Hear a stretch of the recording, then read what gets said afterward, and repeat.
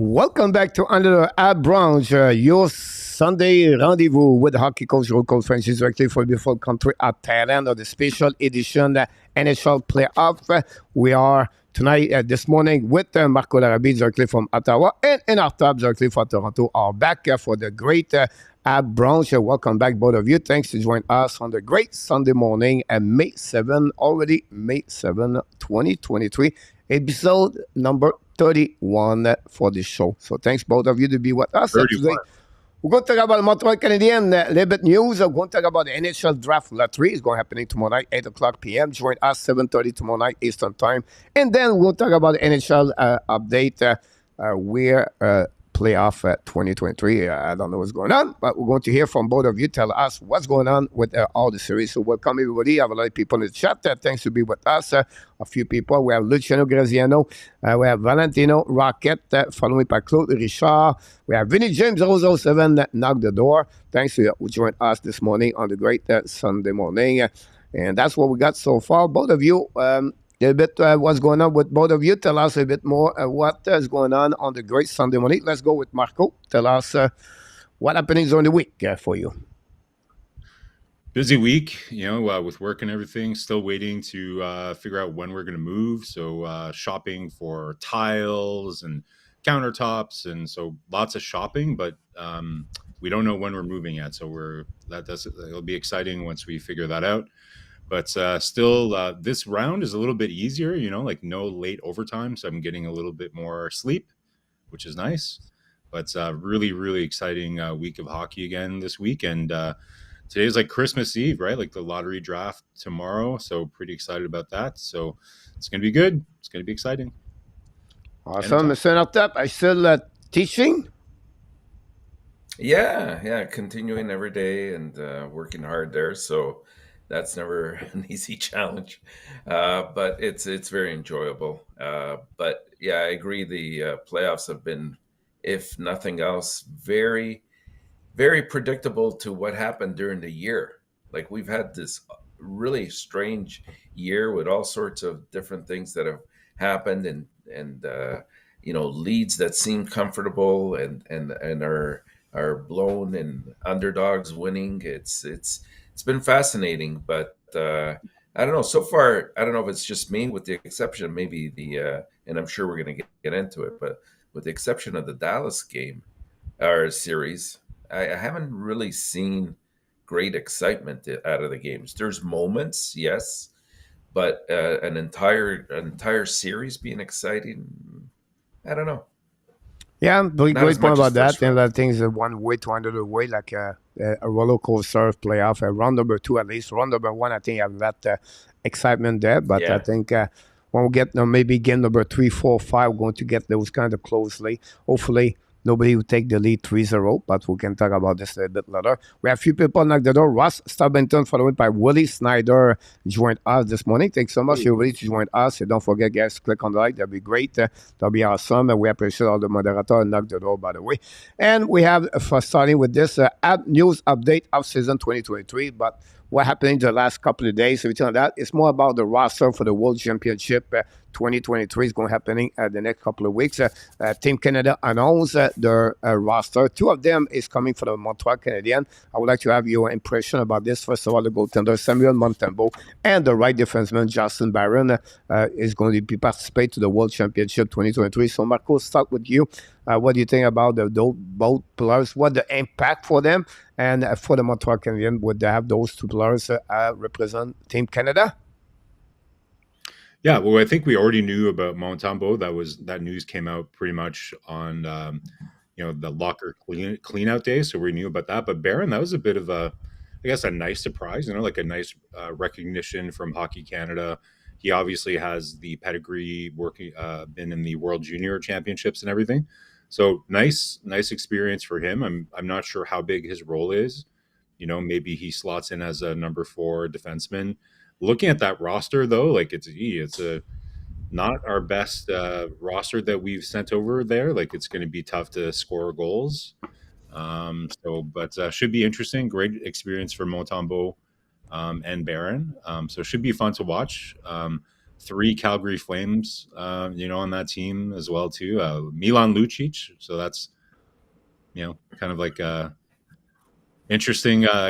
We'll see how high up in the lineup he plays, but yeah, looking at that lineup, it's a little concerning how we're going to be able to compete. But I guess we'll have to see how it shakes out.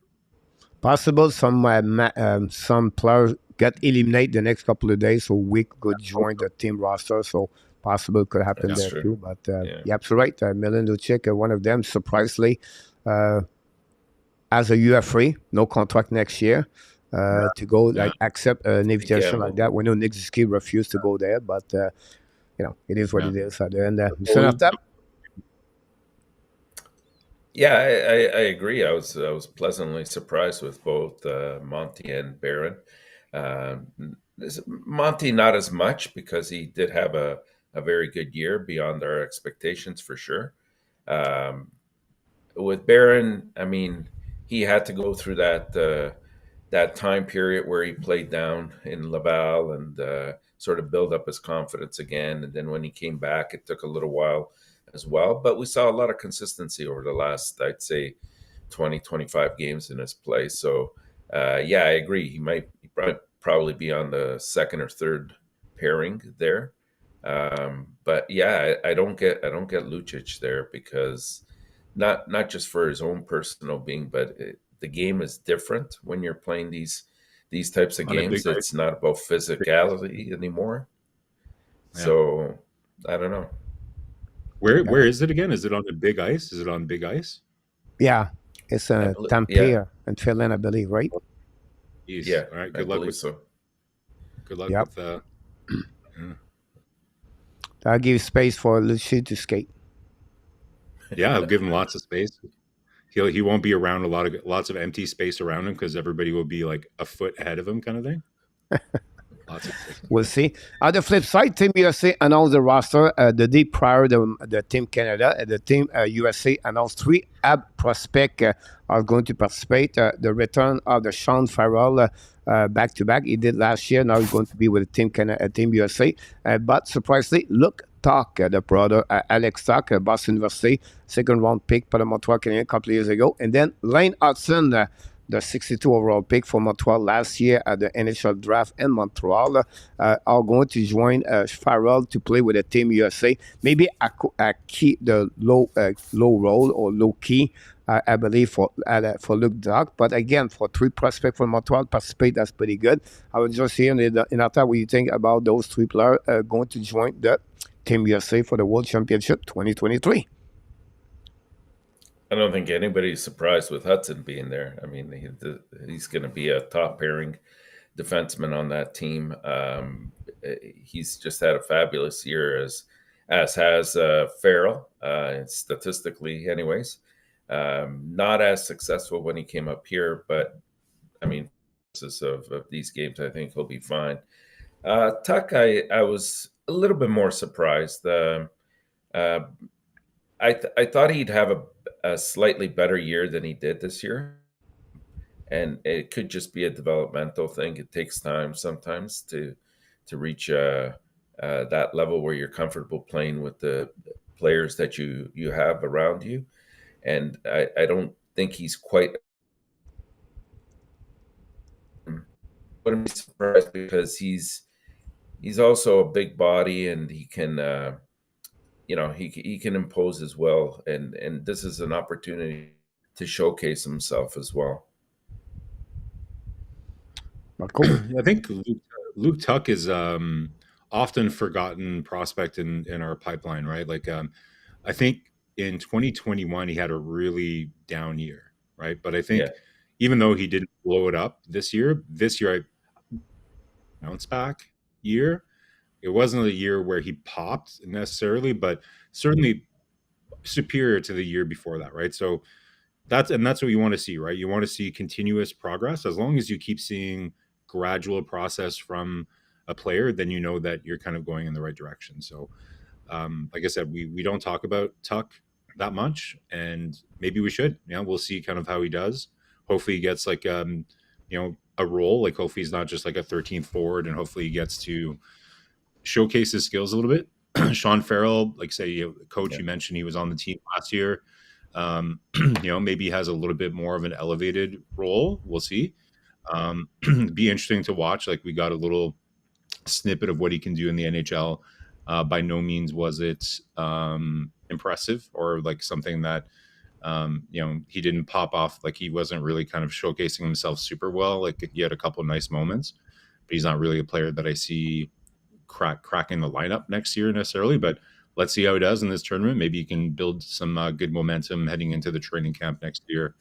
But yeah, again, like whenever you can have an excuse to watch daytime hockey here in North America before the playoffs, I'm all for it, right? So kind of having the game on in the background while I'm working and just trying to watch with one eye kind of thing. It's always fun to have daytime hockey to watch overseas. Yeah, great point, both of you, about the three players. Again, all five players together, you can tell about experience for them to grow and to learn about the international hockey. So it's good experience for them. Back to Luke Tuck. Tuck, he was his first year and Boston University did pretty good.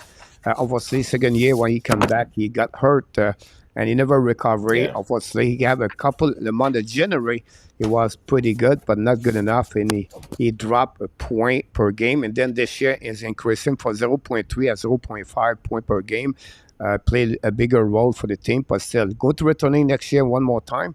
And he's going to be a veteran now for the Boston University, so it'll be interesting how he's going to respond about that. The expectation was high for him. Of course, his brother playing initial, but he still cannot give up a big body like 6'2", I believe he is, and then over 200 pounds. So will be interesting how he's going to do over there. But unfortunately, he's going back for the Montreal. It's good for him because he's going to return it one more year with the Boston University with Lane Hudson. Is going to be there. So. And then finally, if you want to hear, if you want to know, Joel Armia is going to be back with the Team Finland. Again, one more year with them. So that's only one. I don't think we have other players. Maybe I can miss one. Maybe Marco, you can update me, but I don't think so. We have any other players. I don't think so.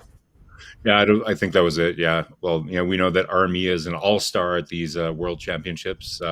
Last year, we're all hoping that his performance at the World Championships might bolster his value over the summer. That turned out not to play out the way that we would hope, but we'll see. He tends to show up pretty well in these tournaments, so it should be fun to watch there. That'll be awesome. Let's move on now for a little bit. We talked last week about the Hugo homework, about the contract, and then last week we put more players. We talked about sports fan players. Now I'm going to drop at two players. I want to hear a little bit more. Is a question I have for Cole Caulfield and Sean Moyen. So let's start in with Cole Caulfield. Cole Caulfield, what is your expectation? Bridge contract or a long-term contract? And if you can give me the money, go with the contract. So what is your expectation, Marco? Well, expectation. So am I predicting or what I'm hoping will happen? What I hope will happen will be a long-term contract that comes in right around Suzuki's number. That would be my wish. I think that's a fair contract. We talked about this last week, about how we want to emulate Boston's culture by having the players buy into the team concept and leave a little bit of money maybe on the table. Now, is that going to happen? It seems like the longer this lasts, the less likely it is that that's going to happen. So my prediction would be, and I don't like to do predictions, but I guess what it's trending towards right now, it looks like it might be a bridge. If it's going to be a bridge, then you would expect that the number would be a bit lower than that, because that's the whole point, right? Is you're kind of like betting on yourself, right? So maybe the bridge comes in more around 7.2, something like that for 4 years. Maybe that's the bridge, and then he cashes in after that. So hopefully we can buy a couple of years of his, or at least 1 year of his autonomy would be nice. But that's what it's trending towards. But it's certainly not what I was hoping for. What do you think, Enertop? Yeah, I tend to agree with that. I mean, I would love for Montreal to sign him a long term here, and yes, it is fair to get around Suzuki's same numbers. Unfortunately, the one thing we can't dismiss in all of this, and I think when they interviewed Hughes about this at the end of the year, he alluded to it, is the fact that no contract ever goes linearly in terms of the discussion talks. There's always something that comes up, a bump in the road or two, and they have to take time, and they're busy with other things, so it's not like they're constantly on the phone every single day for 24 hours. But the one assurance that Hughes did make is that Caulfield wants to play here in Montreal. Montreal wants him. It's just a matter of time. I do believe, unfortunately, because of his injuries, they're moving a little bit more cautiously with the long term. So I anticipate this being more of a 3, possibly 4-year bridge contract at about I would say, I mean, 7 is a fair number per year, I think, and that way, if he can show that he's perfectly healthy in those 3 years, then he'll definitely earn that 8-year contract. Yeah, well, I think you're absolutely right, both of you. Marco gave a little bit more the better perspective about what could it be the best for the Montreal Canadiens. But on the flip side, and I talk about a short term, I think I have two players you can look about this. I tried to look about what they did last year, and they gave a 4-year contract at Kirby Doc, and they gave him a good amount of increasing at the end of the day, right? He's jumping over $3 million. So I said, yes, I think they're at same age, by the way. So I think they will be same situation, 4 years contract. Looking for Jason Robinson at 7.75, but his last year, the last year of his contract is at 9.2 as a RFA, but his average is 7.75. I wouldn't be surprised if he signed contract 4 years, 7.5, and increasing his money at the end before he become a UFA. So that would be my prediction for Cole Caulfield. I don't see yet a 6, 7, 8 year yet coming from both parties at that moment. So that's something we have to follow up. Sean Monahan, because I want to ask you what you think now. Montreal Canadiens, if you look at about the lineup, and we're not going to talk about Armia, Hoffman, or the player they can buy out, they can open spot for RHP, Animan, everything like that. But I want to talk about Monahan because Montreal Canadiens, if you look about the roster 2023-24 for what they already have signed a contract, they're missing one spot, at least top 6. If with Hoffman, Sakaski, everybody, he missed one spot. Sean Monahan could become the one important. Do you think the Montreal Canadiens are going to sign or resign Sean Monahan for the upcoming season? And then I'm going to have another question following that one after you give your answer. So in our top, you can talk about this, what you think Montreal should do, or do you think they will sign him or not? I don't see the harm in trying to sign him for 1 year and for him to sort of prove that he's healthy. And you never know. Maybe at trade deadline time, you could still flip him for that draft pick that we thought we should have had this year. I think it does fill in the lines a little bit more fluently for the team, for sure. He's got the experience that he can help the younger players sort of help develop and work with them. There's no harm in that, but I think it's going to be up to Monahan, right? Clearly, they're not going to sign him for the kind of money that he's made so far. So it's got to be a definite friendly contract, and I don't know what that number would be, but it would have to be something that fits in our cap space and it is enough for him to sort of say, you know what, I'm gonna play this out and try to build up my own markability for future contract, whether it's with Montreal, which I doubt, or some other team in the league.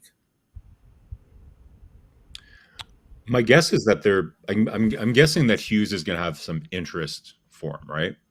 The reason that you can guess that is at the end of the year, Hughes was saying, listen, like we expect next year to, we expect there to reach a different level next year. Not to make the playoffs, but we're not starting the season thinking it's impossible for us to make the playoffs. That's kind of the message that he sent to the team and to the fans in his press conference, right? So signing and helping the team round out, with a little bit more experience would be part of what he wants to do. Of course, he's not going to sign a free agent that is going to lock up, part of the cap for, like, he's not going to sign somebody on the free agent market that's going to limit their options later, right? So really what it comes down to is what is the market for Sean Monahan? If there's a market for him, like if he has many other options, then I think, he'll probably price himself out of playing in Montreal. Maybe, and you'll see, I always kind of give the players the benefit of the doubt, right? So does Sean Monahan feel like he owes the Canadiens a bit of a mulligan for last year after he kind of, selfishly, I guess you could say, decided to play on his broken foot because he really wanted to play in Calgary and then ended up re-injuring it and put himself in a bad position for himself more than the team, right? So does he feel like he owes one to Montreal? Like, you know what, like I didn't really kind of fulfill kind of what I promised last year. So does he come back for a $2-3 million contract this year to do that? And like Anatap said, to try to build up his value, maybe. But it really comes down to what is the marketplace. And we don't know. Like, it's impossible for us to predict what that's going to be. There's other teams out there that are going to have interest in a potentially 40, 50 point kind of, center that can win faceoffs and everything that we know that Monahan can do, right? So really depends on what the marketplace is. If he prices himself out, I think we can be pretty confident that Hughes is not going to kind of get into a bidding war for Sean Monahan because he's not going to want to handcuff himself for moves that he's going to need to do, 2 years from now. Yeah, great point, both of you, about this one. With that, you bring something, right, Marco? I think, on the market, I think a team like Colorado Avalanche could take a chance with him and offer him like a 2 years contract or maybe a $3 million, whatever it is. But if you think about the value Monahan can do compared to Montreal, play top 6 with Colorado versus top 6 with Montreal, there'd be a little bit more benefit for him with Colorado to increasing his value. But I think this value for me is going to be always the same thing now for the rest of his career, whatever is this year, upcoming year, 2-3 years. It's going to be his liability about to stay healthy, to play minimum 60 games, 70 games per year. That would be this is the biggest question come with Sean Monahan. I don't think so. Both of you can, be disagree with me when I said it's going to be always a 50 point, 60 point, an NHL for the next couple of years. And I think that will be what it will be is Sean Monahan. So that's, I think it is. And then he's not like a bad position. You think about this. And I think I'm right about, like he make already a good money. Like he's not like he's not about his first contract high pay, right? It's his second contract. He's already gets $6 million per year for a couple of years. So it's not like he's have no money. You are free first time of his career. So I think for him it's yes, quality life, and then the quality about his family. And then if he can mix both together with the location you want to play with a good team, I want to win a Stanley Cup. Or he can return it when Montreal play after the season. And then they have a kind of agreement. Say, look, at the trade deadline, I would prove for the rest of the league I can play somewhere. That would be another option he can reach with the Montreal Canadiens. Mm-hmm.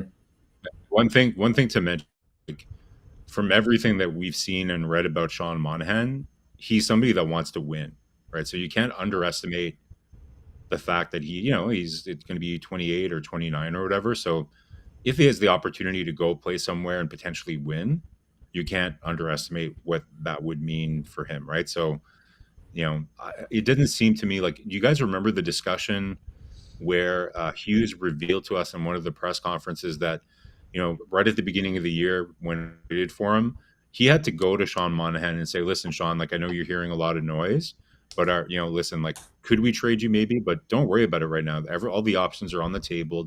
So it sounds like Monahan is not somebody who wants, and I'm sure he has a family and everything else. I'm sure he doesn't want to be moving around, like sign for one place strategically, so to build up his value and then move. Like, think of it from human perspective, right? Like, he just wants a steady situation. Players want certainty. I think Intertap said that a couple weeks ago, right? Certainty. Players want that, and they want to win. So you can't underestimate that factor. So it comes down to the marketplace. If Monahan has an opportunity to go to a winner and have a little bit of stability, then again, like, I don't think Hughes is going to like outbid someone like that just to have him, to help the kids or whatever. There's, we can debate whether it's a good idea to have him or not. I personally, I think there would be value. I want to see some spots opened up though for our young players too, though, right? So Yeah. There's too many factors to really predict, but those should be interesting to watch. It, it might take quite a while because I think he might get whatever offer Montreal has to give, and then he's going to weigh it out and just see what other teams have to offer, and he's going to make his final decision based on that. Yeah, that would be all. I wouldn't be surprised this go all the way to UFA, and there may be an Yeah, agreement already between both of them, and wait for other things could happen. So that'd be great. You're absolutely right about that. Before we move on, and I know we are almost out of the show, so I have one more question. Someone wrote this week about Montreal could be another trait like Sean Monahan and everything like that. Are you willing to open up door for three front players? If yes, one of them, let me know what you think. You get something in return with the package deal. Montreal got a first round pick for Calgary, but you have two teams had difficult time with the salary cap next season. If they keep those players they have already for the playoff, I'm talking about Edmonton Oilers. They have a difficulty with Yamamoto, so Yamamoto have one more year to go with his contract. And then you have Josh Bailey for the New York Islanders, $5.5 million possible go with a first round pick, come with him for one more year. And then the next one is a bit difficult, but it could happen because New York have to take some kind of decision because they have to sign Tarasenko, Patrick Kane, Lafreniere, and Shedil. And I'm talking about Capo. So it can run under $2-3 million for the upcoming year. So they have to maybe shrink.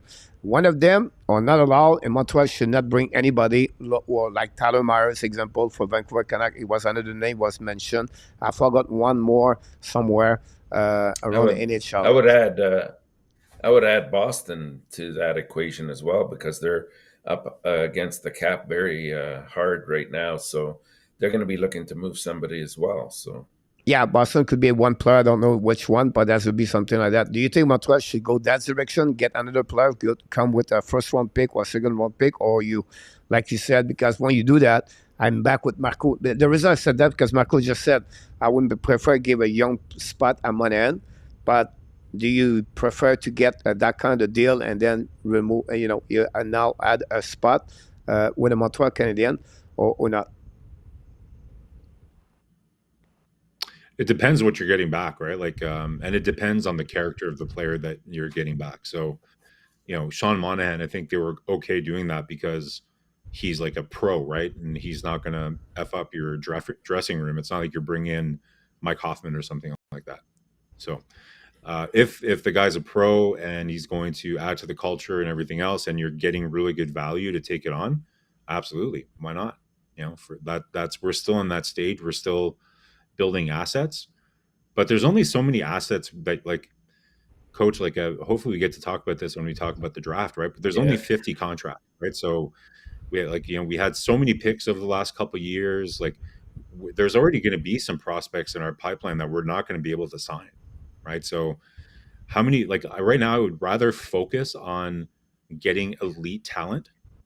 And this is, I guess, a teaser as to when we're going to talk about the draft. But right now, it's like, okay, we have all these good assets, but we don't have any elite assets, and we have a lot of them. So at some point, we don't want to be like a OCD beaver that's just kind of collecting all this wood, and like at some point you have to start building something with all the wood that you've been collecting, right? So we don't want to be obsessive compulsive disorder with with squirrels, collecting nuts during the winter, and then there's too many nuts and you don't know what to do with them. So at some point we've got to stop collecting and building. So again, if it's a really good option, then great. In terms of Kako, I wouldn't put him in the same category as those other players. Like, he's still a young player that's going to have a lot of value. So you're not trading for Kako and getting something in return. You're going to have to give something for Kako. Take a chance on him, absolutely. I'm assuming that Hughes and both those guys, Gordon, who drafted him, is probably quite familiar with him. So would I be open for that? It depends what you have to give up, but but I would be open to it for sure.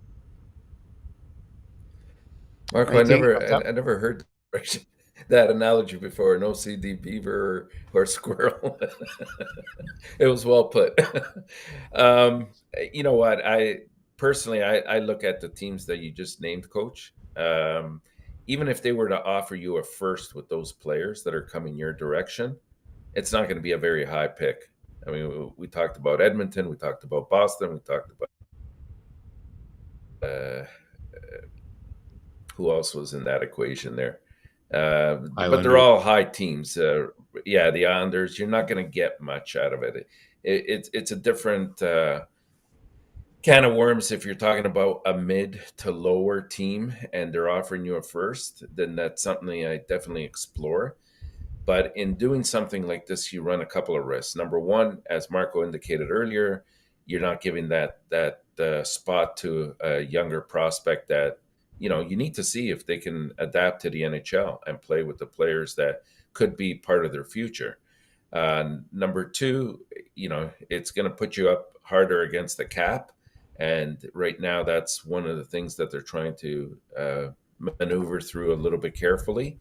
And number three, and probably the biggest reason, is you run the risk that a player comes in and they don't have the proper mindset or attitude that St. Louis has tried to build with the team over the last year and a half. And I think he's done so, you know, in spades so far. And all it takes is one person to come in and it really, you know, destroys the rest of the team. And maybe I'm oversimplifying it a little bit, but, you know, you want to build towards the future and not just today.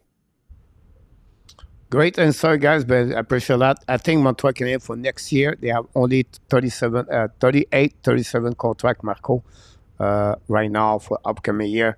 When you remove all the UFA, and they have to figure out with RFA, that's including all the players with the Laval Rocket, like Anthony Richard, Christian Tierney, and I can go all the way with Paul Biron, Sean Monahan, and everybody else. So they are about like for 12 to 13 more contracts to sign. Some of them are going to return like Belzile, RHP, but that's what they have right now for the upcoming 23-24. But right now, they are 48 for the season 22-23. So, well, my point is, Coach, is that over the last 3 years, we've been stockpiling picks, and we have a lot of prospects, right? So a lot of them are not signed. So at some point, like, you're not going to be able to sign all of them, right? So I'm not in the mood, or I wouldn't be in favor of, okay, let's go out and try to get, like, you know, 4 picks in round 2 again. Like, we don't need to stockpile picks anymore, because at some point you're just not going to have enough contracts to really get value out of all those picks. I would rather focus on less is more, and quality over quantity at this point for me would be my focus. I like but the good news for Montreal, sorry about that, but the good news for Montreal, like the rookie like Mézard, Beck, Henneman, Kipney, Roy, Mézac, Simoneau, they all signed a contract already. Morgan, Mayu, Norlander, Trudeau, Fairbrother, they all have a contract already with Jadon Strouble. So the contract they don't have, like, you know, the rookie they don't have, that's not bad. They really have already including. So it's not like they're missing contract right now. Like the biggest name for the Montreal already signed as an entry-level contract. They did a good job. I think we don't realize during the off-season to sign like the Trudeau, the Mayu, Jacquet, of course, but you know, players like that. So I think they did pretty good about that. So we want to welcome back everybody. Yeah, some people pop up at the last minute. We thanks everybody. Don't forget, guys, to click on the like. That'd be great. I read that. That would be great. Great comment for Chris Hansen about the Varek Hoffman Armia. Yeah, we tried to go around that conversation this morning. Chris, we talked about this last week, but you're absolutely right about moving some of them. Thomas Cook, welcome back in the house. And Nicholas, I appreciate a lot. There you go, guys. We are less of 24 hours, exactly about 21 hours and 30 minutes. When we are shaking right now, we all hope they're going to get a number 1 pick trick, but we'll see what's happening. The NHL Draft Lottery is going to happen tomorrow night at 8 o'clock Eastern Time. We're going to be live at 7:30 with Renata and Marco, and we're going to talk about the draft before the show tomorrow night. But tonight we want to go around what's happening with the Montreal Canadiens. And of course, they have 8.5% they can win it, and that would change. So I want to hear a little bit more around you guys to go about the Montreal Canadiens, the selection number 5. Maybe go to 17 or maybe go to 29 because we don't know with the Florida Panthers, the second pick of the first round for 2023. So tell us a bit more about what you're looking for tomorrow. If they select number 5, what do you think they're going to go? And then in after you can follow after Marco about the NHL draft. Give us a little bit an overview of what your expectation for tomorrow night for the Montreal Canadiens and the NHL draft, and maybe why not a prediction? Who's going to win the lottery tomorrow night? Any team is going to predict?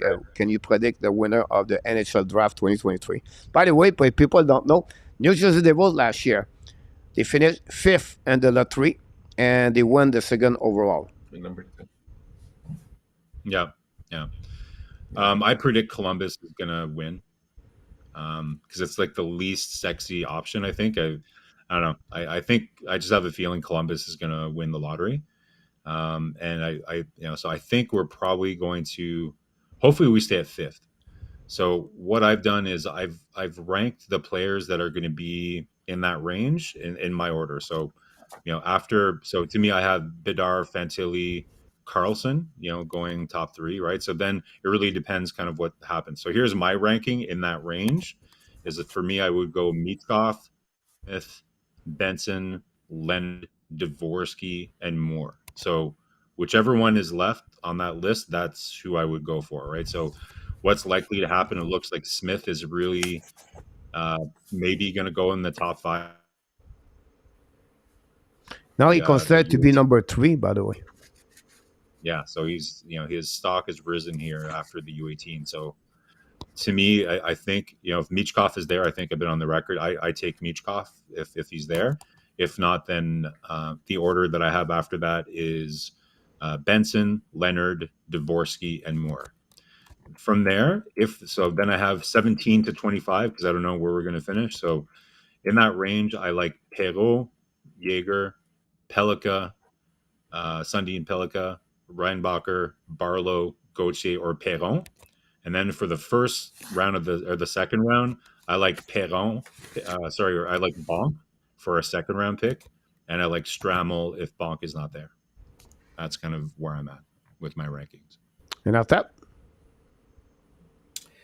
Well, if we stay at 5, it's an interesting spot to be in because if Michkov's available, I definitely agree with Marco. I think you don't hesitate. We know that this team is not just a year or 2 away from being, serious contenders, at least in the playoffs. So that buys you the time to have a potentially franchise type of player coming to your team, something that has evaded us for many, many years. So I would definitely put him there.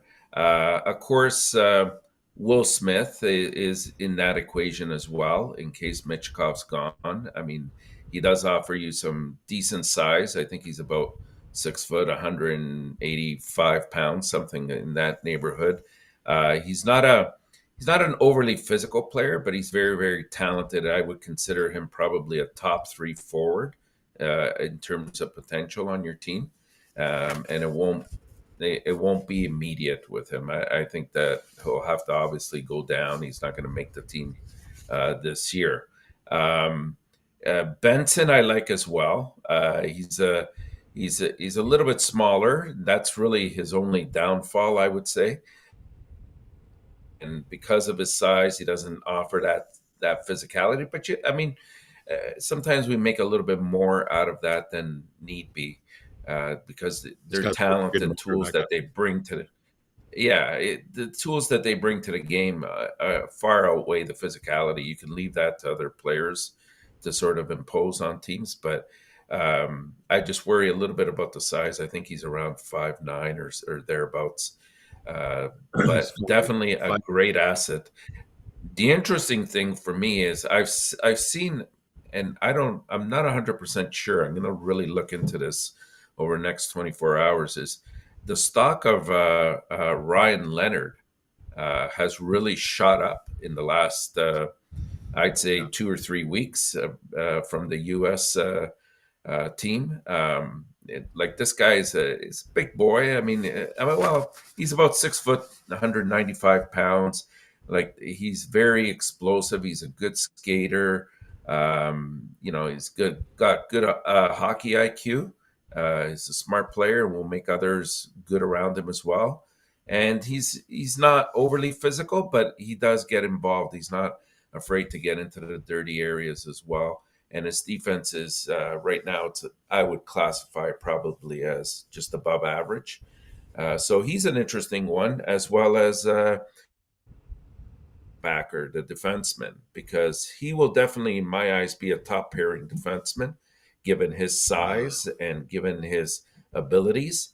And he's more importantly, he's a right-handed defenseman, which allows you then to maybe take one of your top talented left-handed defensemen and come up with some kind of trade or a package within the league itself, or even at the draft itself, and improve your team that way. Because it's not an area of need for us, but he might be at that position. He might be the best available athlete, is what I'm trying to get at. I like Sandin Pellikka more than Reinbacher for a right hand D, to be honest. I think he has more upside than Reinbacher. The problem with Pellikka, though, is a much smaller player. I think he's 5'10", and he's come up in the rankings. But we've got huge left-hand guys, right? So play him with Gouli, play him with Jacky, like no problem. We don't need all of our D core to. Like, we need enough. Like so, so the only really small D that we think we're going to probably for sure see in the lineup would be Hudson and Harris, right? So to me, Pellikka's upside is way higher for sure than Reinbacher. I think Reinbacher to me is the best comparison is Larson, who now plays for Seattle, right? Like that's probably the comparison. So with solid guy, I think on a good team, Larson is a really, really good number 3 or number 4, but it's not somebody that you want on your top pair, So to me, I see him as a Larson. Sandin Pellikka, I think, has a little bit more of an upside. Like his outlet passes are just like he's a breakout machine, that guy. And he makes really, really smart plays. He's not big, but he knows how to use his body to close off players. He kills plays with his stick really well. I really like Sandin Pellikka, but I think those guys are too high.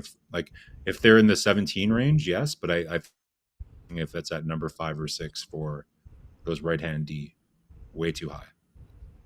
We'd be missing out on. I would agree. Yeah, I would agree with that. That's for sure. My only set to you, I believe, is Reinbacher is open. Vancouver Canucks want to draft him 9 overall. Maybe it's a bit of a reach, I think. The Vancouver looking for, right now we assume, because we don't know yet what will be the draft officially in 2023. We don't know exactly what will be the rank number 1, 2, 3, 4, 5, 6, 7, again all the way, right? Tomorrow night, we're going to check this after the show. After we can say, okay, now at that position, what player can go this way, this way, this way, that will give us a bit. We just steer the pot again, still looking about that. And at the end of the day, if you have number 5, and we all agree, if Mishkov is there, do you go straight with Mishkov or not? Yeah, absolutely. I don't see 100% how you can. To be honest, the only team that I could see maybe taking him is Chicago, right? Because they're on a long-term plan here, so they might be able to do that. It really depends how the ownership feels about it. Like the ownership with Chicago, they've had a couple of controversies and everything, so they may want to stay away from any controversy with Russian players. But if that's not a factor, then to me the perfect fit for him is Chicago, right? We'll see. Yeah, but if you think about that, when Anaheim get better off, Fantilli with Columbus, and then you're going to get Chicago, I think you're going to go with Carlson, in my opinion. And then after that, because they want to wait, but they don't want to wait too much, because if like everybody is going to be wait at some point would be too bit too late for. I think Chicago is going with Carlson, and then number 4 is San Jose. This is the big question. I think San Jose could be the team can holding everything because they still have a lot of money on the salary cap, and so you know what? Why not to wait? We can wait with Michkov. So Chen can get it I'll take over Schmidt. Smith, and now Montreal have Will Smith under our hands if it's happening that way. But we never know. We have a question, Nicholas, from Nicholas said, who is better skater que ASP? So I don't know who is ASP. Someone can tell me. Or is it Sandin Pelika? Sending. So is he okay? So he's asking who is a better like skater than him, A better or skater. better? There's not many. He's an excellent skater. He is an I would say absolute gem. better skater than Reinbacher. He's a better skater than Reinbacher for sure. If that's what we're Yeah. comparing, like I that's why I have Bonk, Oliver Bonk, for our first second round pick, because I understand that we need right hand defenseman. He's perfectly slotted right there, like he's right in that window where we're going to be picking. Even maybe if we have to drop to 29th, maybe I would even pick him there. Maybe then you're drafting for need, right? Because you're really kind of, when you're at 29 to 30 whatever, then you're going to be picking in another 4 spots anyway. So the player that you're going to want is probably still going to be there, and you're still going to get a relatively comparable player. At 29, I go with Daniel Bott. Yeah, I'm not a big fan. He's a very interesting one as well. He's a big boy. He's 6'5" and I think 210 pounds. Like this guy, not only is he a very good skater, coach, but he does offer that physicality that we were talking about before. And as a winger, I mean, that's one of the areas that we're looking to fill. It's not a bad pick at all, and his stock has really come up as well over the last few weeks. Yeah. It's because he can fall there because the situation with Richard. That's what I said that on that one over there. So that would be the one over there. But at 29, you can have different kind of the right defenseman still available at that spot if they've already got 29, 30, 31, 32. So they could be lucky to get a player who was not out. It was still there. And what do you never know. I think Aiden Cauchy could be another one to get. They will be able to buy at 29 if they want to go that direction. So it looked like everybody answered to Chris answer back. Yes, Oliver Moore is the fastest player. And when he's going to play in NHL, you can have consider him maybe the top best skater, fastest in the NHL, maybe the top 3, like Larkin and McDavid, what Oliver Moore is for what we heard about that for sure. So we have Hugo as, what you said? Hugo as... state that they need to get bigger, stronger. You're absolutely right about that. Yeah. For sure, for what they said about that. So would be interesting what happening. I would also not be surprised if they move a young D and Florida pick to move up for someone they like. Hopefully, that's like I said. At this point, I'm liquidating some of the assets to gain more elite assets. Me, that's what I'm looking for, right? Quality over quantity at this point. So if you're able to do that, like that, for me, go ahead. Okay, you can cut. Maybe in our time you leave and then Toronto, you maybe hear him more and me and Taylor. Am I cutting out? Am I cutting out? Yeah, you cut out, Marco. Yeah. Oh, okay. All right. What were you saying? Sorry. Okay. Go ahead. I was saying maybe that Nashville pick at 15 might be in play. So maybe that's one that is possible for us to jump in for, but it's going to be very hard to, like, teams don't trade their picks like in the top 10. So that's not really going to happen this year. But maybe the Nashville pick is available. Yeah, the only thing I would say to you, maybe can make a move in St. Louis Blues with 3 pick in our top. Yeah, I mean it's possible. I just think it's such a deep draft year that a lot of teams will not be willing to part with their pick. unless something very enticing comes their way. That could obviously change somebody's mind. But we've named a whole series of players, and yes, we've agreed on some, but we've struggled in terms of ranking them in a particular position.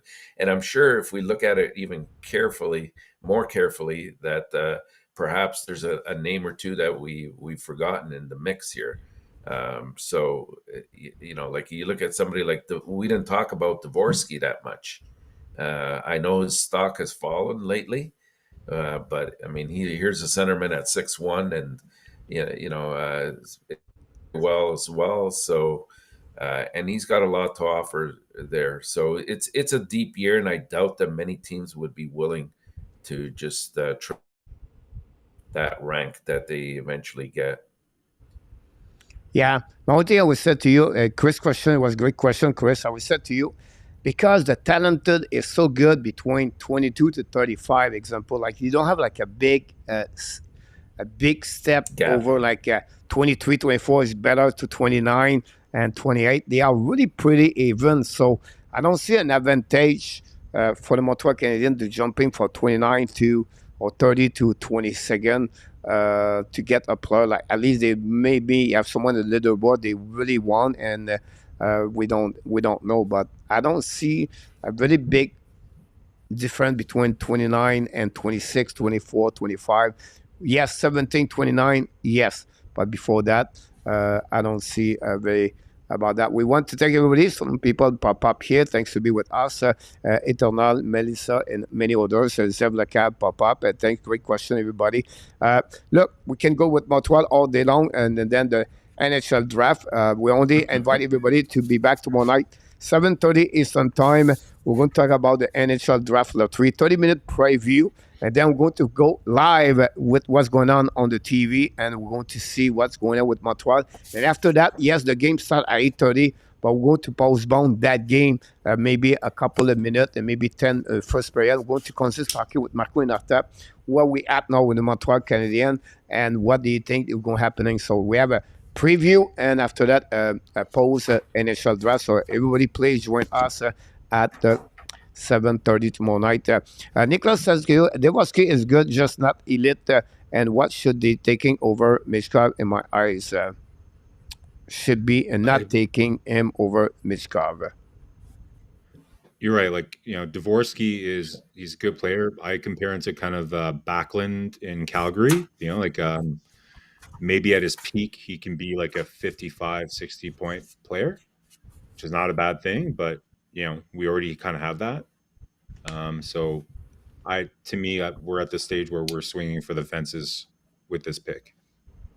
Yeah, one thing you have to realize, and I think we learn now, and that people start to follow more the prospect, because Montreal Canadiens for the last years now they became more prospect. Everything like that is the World Junior Championship and holidays, right? Is only 6-7 game, right? They show you something, and then the one which just happening is really where they are only at their age, like the 17 years old and the 18 years old, and compare like the World Junior Championship, 19 and 20 years old. Compare what he plays during the year, maybe played man, everything like that. So sometimes it's very hard to difficult to make a really a good perspective of who they Ranking.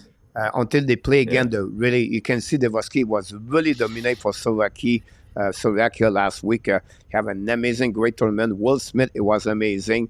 Leonard pick it up over there. A couple of players. Sandin Pelika is another one. Unfortunately, some other players they dropped their value, but that'll give you an idea last week really who they are when you compare them with the same age area, and that would be the reason why they was keep pick up maybe at some point was 8, 9, 10. Now maybe he can join now 5, 6, 7, depend who the team want to select him. But something we're going to get a little bit more tomorrow night, guys, to talk more about NHL draft tomorrow 7:30.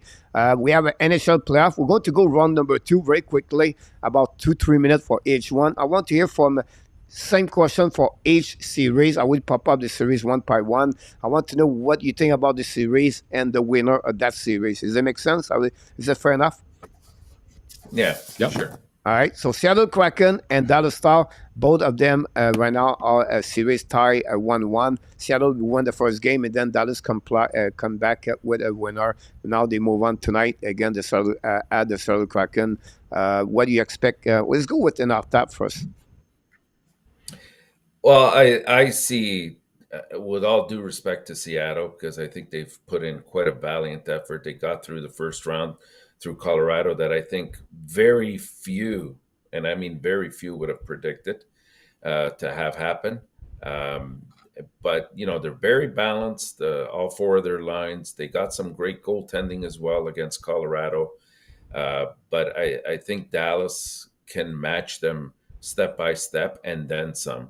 I like what I'm seeing out of Dallas. They're very, very strong. Personally, I think the only reason Seattle won that first game is because Ottinger had a night off and had really a period, I would even say, off. But we saw Dallas, the real Dallas, in the second game, and they totally dominated that. And I anticipate that they'll win. I'll say in 6 games. See, to me, the thing that makes Seattle really dangerous, and we saw that against a team like Colorado that's maybe a bit more top heavy in terms of their talent, is the depth, right? So they come at you with 4 lines. You have Sprong, who scored like 20 goals. That's on your 4th line.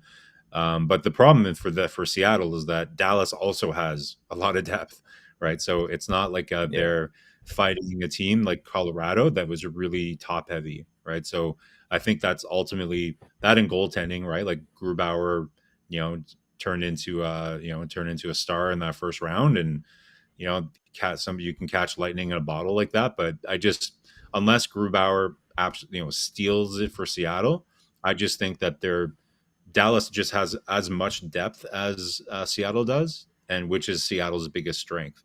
But the star power for Dallas is just so much stronger, and like Pavelski right now seems to be on a mission.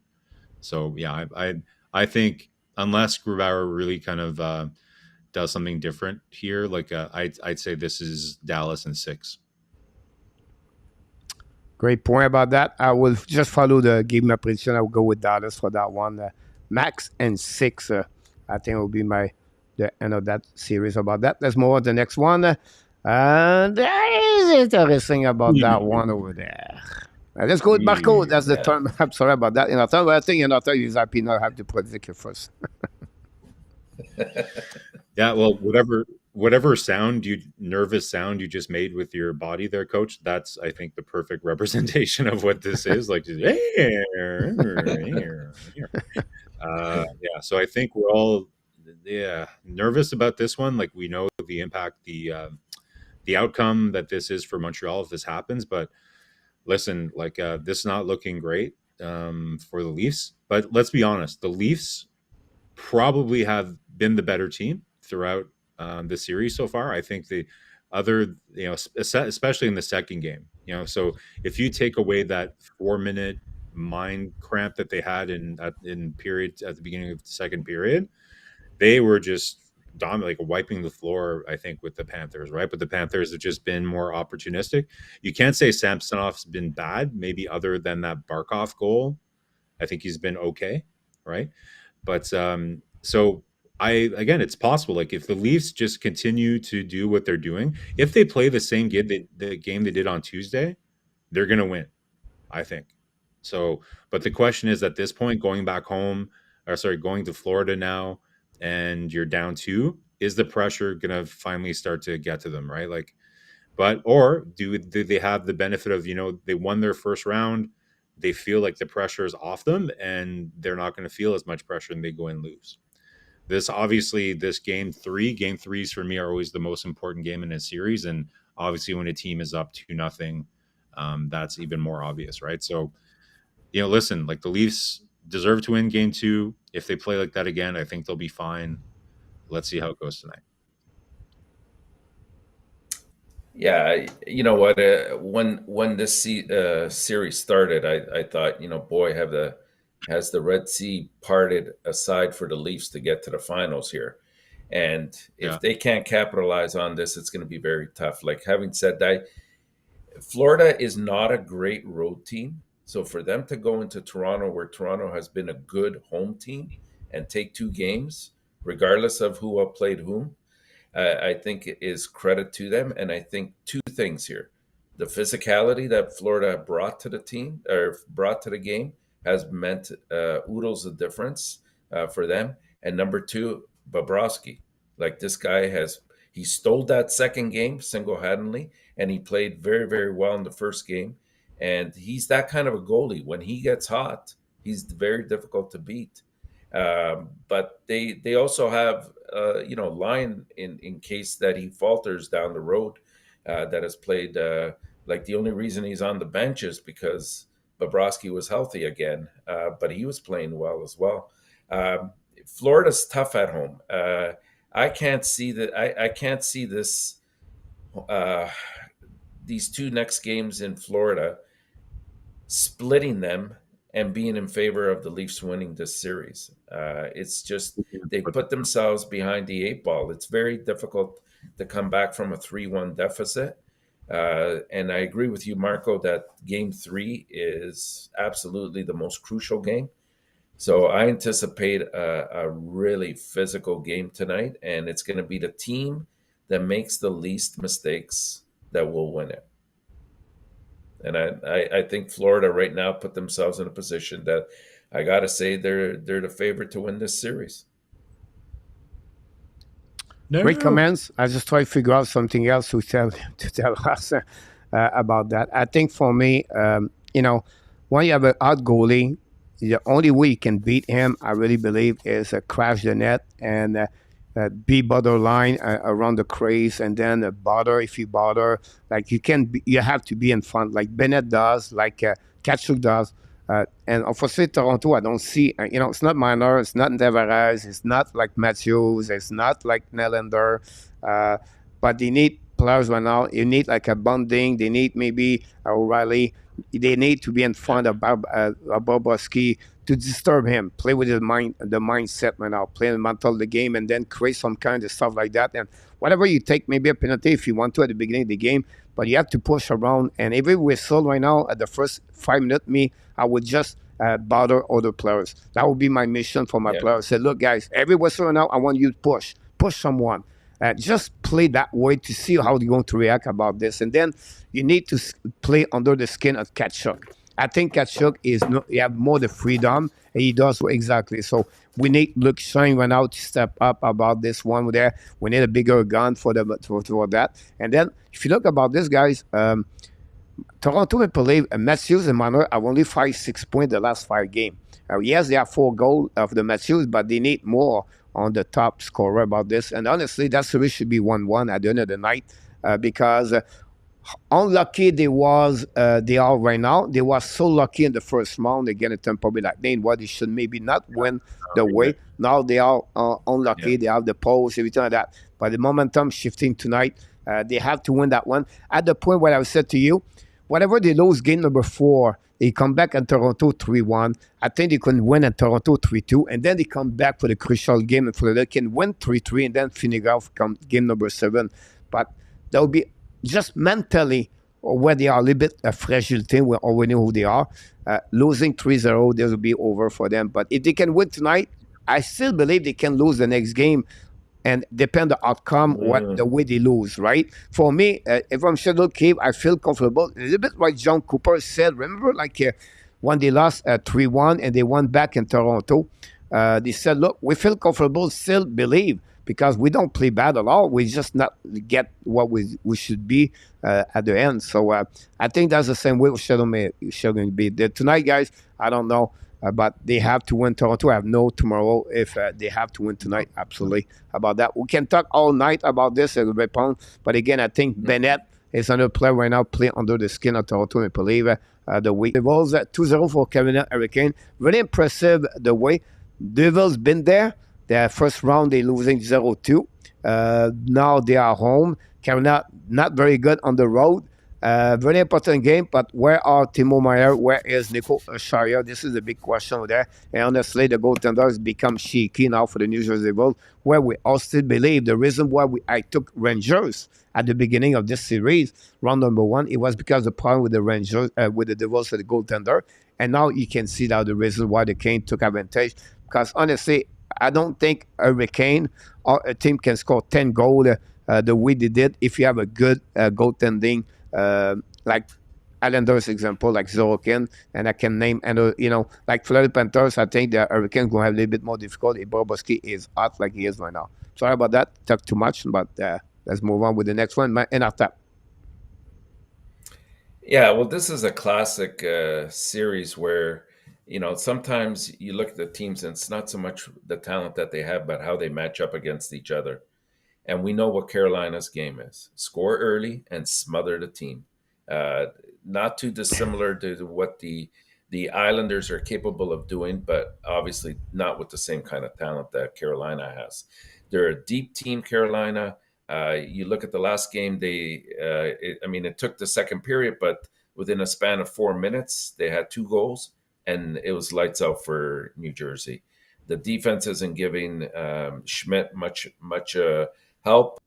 Schmidt's not helping himself because he let in a couple of questionable goals as well, and that all contributes to their morale going down. So, as talented as New Jersey is, they lack the experience to know how to get around this, and it's going to be very difficult for me to see them going more than about. I'll give them the benefit of the doubt that they can take two games, but I think five is more accurate than six in this case for Carolina. Makes sense.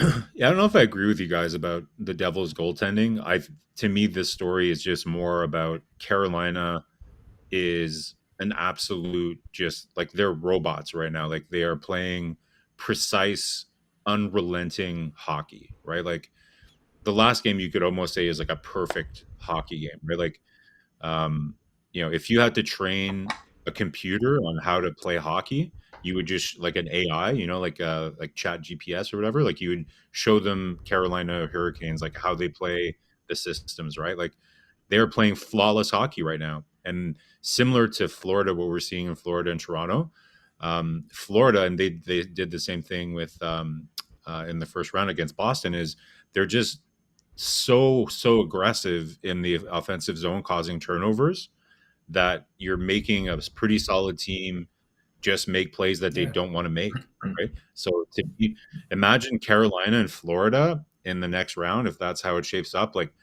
wow, that's, even though they're not the two sexiest teams on paper, like, these are not teams that we would have picked, but imagine how aggressive that series is going to be, right? Like, those are two teams that play a 2-1-2, right? Like, that's going to be like, have we ever seen that before? Two teams that play a 2-1-2, they always send two guys in on the forecheck.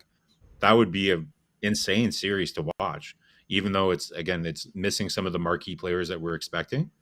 So to me, this is a lot less about New Jersey, like the shortcomings of New Jersey. It's just, even with those key players, like I said it as well too, I was just concerned about them scoring goals. But it doesn't matter when you guys are playing like robots. Like, they're just flawless. Like, I'm sure if Rod They, Brindamore would start a cult, like, if I'm sure Rod Brindamore could start a cult and get people to believe anything, right? Like, his players are just so bought into the program right now. And let's not forget the 2021, was it no, the 2021 Hockey Nation Live Turkey Award winner Kakaniemi, coming clutch. He's a good playoff performer, right? Like, he scored some big goals for the Habs he's okay. when he was. Well, like, Yeah. he scored some big men. So certainly, I Yeah. Yeah. think he performs in the playoffs and in the regular season. So Carolina is They El take Fuego away right now. Marco, they take away the speed Behind and the it. transition game from New Jersey, and that's what it is. If they want to win a game or two, they're going to have to get some greasy goals. New Jersey has to, and they have to get them early, because it takes Carolina out of that system, because now they have to go out Yeah, and score, and that's when you can yeah, win the game. yeah. If you want to stop Devils, it's always going to be the cap control. That's it. If you want to stop a transition, there's a cap control, whatever they are fast. But I think for me, I talk about the goaltender, but of course, I think the defense men of the devil does not play the same level like the Rangers because the forechecking of same thing with the Panthers. We have a great forechecking and make the turnover for the other offensive. Look, Yeah. Boston. The reason Boston lose it's not, it's because the forechecking of Florida Panthers at the end, the turnover they create so many turnover Boston because of forechecking. So great point, everybody. That I really appreciate about that. Last one, we know we passed the time, so we want to be sure we conclude very quickly. Because go tonight and Edmonton Oilers. The Oilers put a big statement Oh, last night, honestly, and. I don't know. At some point, I thought Vegas going to be fine, but now I see right now the Oilers guys exactly what I see Colorado last year on the mission, and they are the guy 57.9 power play. It's insane. unbelievable. It's automatic Unbelievable. almost, right? Yeah, Yeah. And it's a difficult situation to put Vegas in because, you know, how we were saying earlier, Coach, if you're the Leafs, you want to, every stoppage of play, you want to put a glove in their face and just, make some body contact. You can't do that against the Oilers. Okay, you run the risk of getting that penalty. So there's got to be some apprehension in Vegas's game now to be careful not to get to the sin box because Edmonton will make you pay. It's yeah, unreal. Like some of the things to take away. So when Vegas won game one, this is pretty shocking. I might be slightly off on my numbers here. If I'm not mistaken, when Vegas beat Edmonton last game, it was the first time Edmonton lost in regulation in the last 23 or 24 games. That's insane. That's a team that's Yeah. peaking at the right time, right? The other striking statistic to me, I think I brought this up before the playoffs, and I might be off by a game or two, but the Edmonton Oilers, when they get 900 save percentage goaltending from their goaltenders this year, I've only lost 3 games. So their goalies don't need to be like, we always hear like, oh, our goalie just needs to be good, not amazing. Well, it's not even that with Edmonton. Their goalie just needs not to be bad. If the goalie is not bad, they will win. That's as Yeah. simple as it is. Like the numbers bear it out, right? Like, so if your goaltender is giving you 900 percentage save percentage and you're winning like 85% of your games, like Draisaitl right now, guys, is maybe on a historical pace. What is it? Newsy He's Lalonde, MVP. 17 goals in the playoff season, right? So he's already at 13, 2 games into the first round. This is I like, heard like Yeah. today, Mr. Marco, he said he looked like Aurel Joliette. well, hopefully he's not like Aurel Joliette where he fell on the ice in the forum. That's the only Aurel Joliette I know is when he came to the center ice and he fell. Like he was 85 though, so I'll give him a break. But That's Newsy all right. Lalonde, that's going pretty far back. And by the way, that's probably one of the best hockey names ever, Newsy Lalonde. That's got to be in the top for sure. Yeah, you're absolutely right. He's like 13 goal and 8 is on the pace right now to, to have 1 point per game. That's unbelievable when you said that. Wayne Gretzky is the only one have the better record about him. But look, it's great to see that. Again, I know some people do not believe me. He has the third line, the fourth line, but always remember this, guys. The best player you team have to perform to carry on you all the way to the end. Has to It's step black up. and white. There's always been that way. I understand with Gaudreau, Coleman, and the four line, everything. But at the end, if you're performing, it's not your best players. It does not perform. I think that will be the biggest problem at some point. But and I thought, what you think about that series, and what you think is going to win at the end? Well, I think the Oilers will win it in the end. We forget also, of course, Draisaitl's been doing what he's been doing, and right now he's on definitely the MVP of the playoffs in my eyes. But we're playing. Edmonton is playing with an injured McDavid as David. well. I know Yeah. it's not emphasized or talked about too much, but he does have a lower body injury that's been nagging at him, and yet he's still getting the points because you can't leave him alone to double team or to overemphasize the right side where Draisaitl is most of the time. So Bouchard is having an excellent playoff as well. He's really anchored and solidified that power play as well as the defense. And you know, you Tyson put those Berry three who? together, yeah. Tyson Berry who? And Like, Tyson Berry, yeah, exactly. I mean, Bouchard offers you some defensive play as well. That's the key. Uh, but he's got that look. He's got that determination.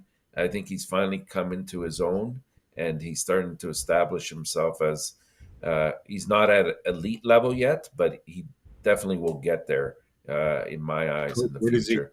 Uh, Where does Bouchard show up on your redraft that year?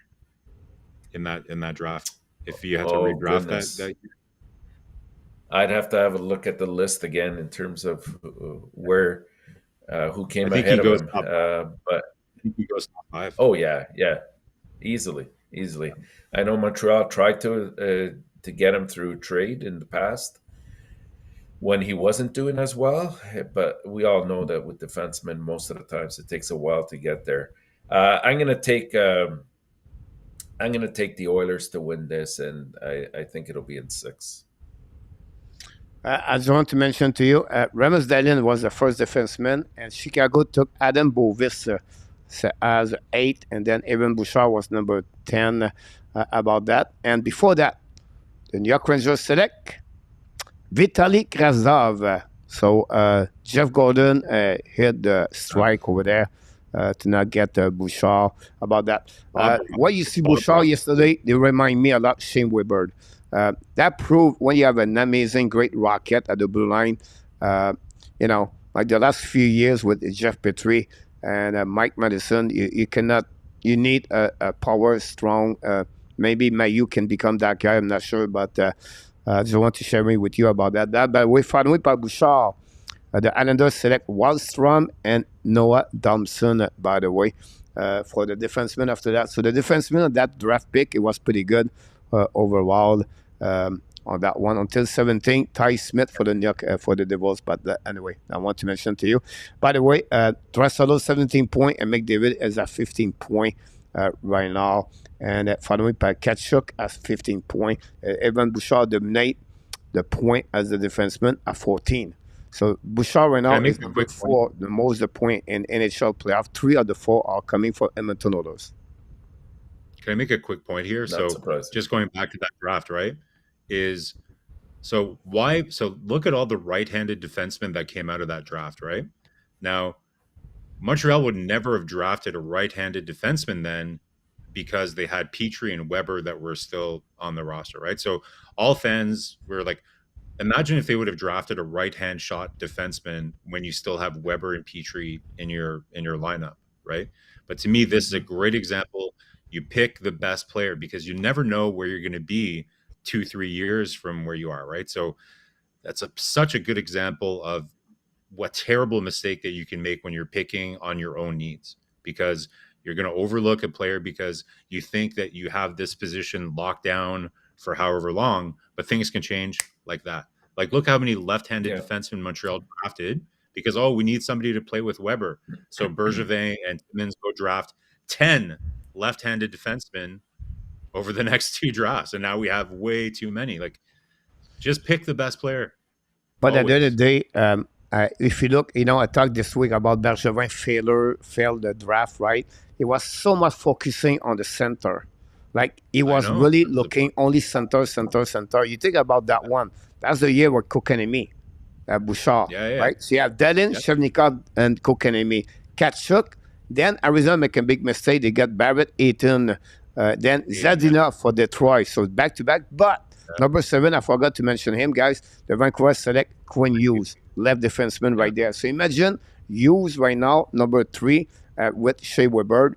Or they can go with, again, not many forward after that. It was most defensemen following 3 of the last 4 pick. It was all defensemen. 5, 1, 2, 3, 4, 5, 6. 4 of the next one was all defensemen. So Again, for me, if you study a little bit more Bergevin, where he was targeting Poland, McCarron, Kokanemi, and you can go all the way like that where he did all. Then Kalchunuk, he did not sign him as a winger. He got him as a center, by the way, on that one. So from all the stuff about this, what's your next thing you expect for the next couple of days? We're going to change it. We're going to finish the show this way. Who is going to winning the NHL draft lottery? I will ask you this question, guys. Everybody in the chat, give us a name, and that would be good. That would be great to tell us who is the winner of the NHL draft lottery 2023, and put your name right there, the name of the team, guys, in the chat. That'd be great. That will be the one to finish this show today on this Habs Brunch, your Sunday rendezvous. We pass over time, but look, Marco don't go nowhere today, so it's good to keep him. I'm gonna do it one last time, Coach. I'm gonna do a sim here, and I'll let you know who wins. Okay. So drum roll. Here we go. That's cheating. Wait. Oh my God! Philadelphia won. Philadelphia wins my mock draft. So are you going on record? No, but Philadelphia gets Bedard in my mock draft, and after that, it's Fantilli to Anaheim. And we end up drafting Will Smith, number 6, which is not going to happen. But yeah, that's my mock draft. The official and after that, well, I've been on the record for quite a while. I don't know. I have no basis for this, but a feeling. I think that Montreal gets second in this draft, and we'll go with Fantilli. But in terms of number 1, I would probably go with. Oh goodness. Who's last right now? Anaheim. Is it Anaheim? Yeah, probably Anaheim will get that. So I think it's going to be about Columbus. that. We have a few people say Chicago, Chris, and Nicolas said Anaheim about that. And A2 mentioned, you talk about the draft, we get Kiki, not Tkachuk and Hughes. How important it is sometimes when you can advance your rebuilding quicker, faster if you pick really the right selection at the time you select a player. So that's a great point you mentioned about this. Look, I'm going to surprise with you because the year 2023 is weird. It's really strange. And for some reason, I think it will be boring, but San Jose Sharks is going to finish their first pick on that one over there. Nobody talk about the Sharks, but one place you don't want to go, I think it will be San Jose Sharks. But be careful. My wild card is going to be Arizona. I think, the worst place he could go, I think, is Columbus for the NHL. So that's why I'm picking Columbus. I feel like not really. I think Columbus with him, with already they have a good team. I think they become right now maybe if they can get a goalie, Marco, they can become a team can compete to play in the playoff next year. I mean, in terms of the market of the NHL, right? Like, it's just not a sexy market for the NHL. Like, they probably want them in a bigger market. So, but in terms of a team fit, you're right. Like, I think they have exciting young players there coming in Columbus. They're not that far off. Like, another fun team to see them land would be Vancouver too, right? Just because he's from Vancouver, that would be a nice story. That would be Vancouver would do a really quick turnaround as well. Like, imagine him on that team. That would be amazing. But that would be really bad news for Montreal because then we drop down quite a bit. So I don't know. It's going to be fun. Yeah. If Rick Bengal was Visser, so I can wait Matthews with Badal together. Yeah. All right, great having both of you today. I appreciate a lot. We'll be back tomorrow tonight at 6:30 for the Eastern game between the Toronto and the Florida Panthers. We'll be live, and then we'll be back next week. We're going to see this, but tomorrow night, this is the show to come back to see the continents about the NHL draft. Marco and Ardo will be with us at 7:30. Turn in, join us. We're going to be ready for that, and I'll be happy if we get number 2, and I'll be happy if we stay number 5, and we'll see. Will it be interesting? The conversation after that until the draft, who the Montreal going to select number 5, and all the speculation. And that's the beauty of what happened about that. So thanks so much, both of you. I appreciate a lot. We wish you an amazing, great week. I can wait to see both of you next week. Until then, of course, want to remember, be well, be healthy. Find a way not only dominate your day, but find a way to dominate the first half of what, Mr. Tap? You're 2023. You did it again. Have an amazing, great week, everybody. Thanks, Marco and Tap. We'll see you next week. Good night, Marco, Coach. Yeah. We want to thank all the people in the chat. Thanks so much to join us live for another Habs Brunch, your Sunday rendezvous. We'll be back next Sunday at 11 o'clock. Don't forget to click on the likes and join us tonight for the game play-by-play commentary, and of course tomorrow at night for the NHL draft. Have an amazing, great day, everybody. Enjoy the rest of your day and go Sherbrooke Phoenix with Joshua Wawa. Like he said, Rick Bengal, Captain Kirk, everybody. We wish you an amazing, great day, everybody. Thank you so much. Real deal at pop up at the right time.